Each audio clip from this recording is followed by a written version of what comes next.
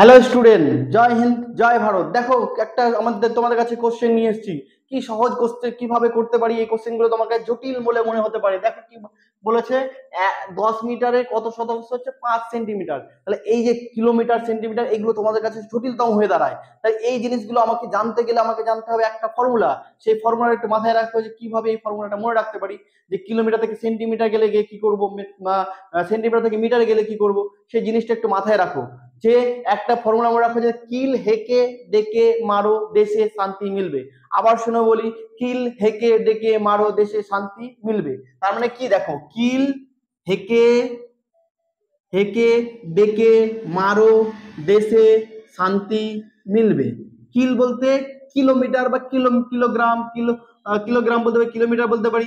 আর হচ্ছে kilo, hecto, ডেকা, metre, deci, আর centi, আর মিলি।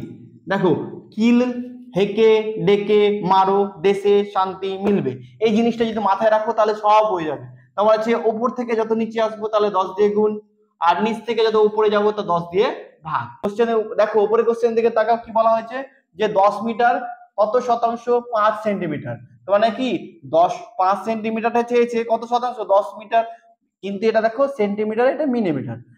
Centimetre metre, তাহলে metre থেকে তোমাকে যেতে হবে কি, তোমার হচ্ছে সেন্টিমিটার। তাহলে মিটার দেখো এখন শিখালাম, মিটার থেকে যদি যাই সেন্টিমিটার তাহলে দেখো 1 2, তার কখন যেতে হচ্ছে 2 2 ঘর মানে 100 দ্বিগুণ। তাহলে কত হচ্ছে, এটা 100 দ্বিগুণ, তাহলে মিটারটা সেন্টিমিটার প্রকাশ হয়ে গেল। তাহলে এটা পার্সেন্টেজ চেয়েছে, তাই পার্সেন্টেজ জন্য 100। তাহলে এই শূন্য কেটে গেল।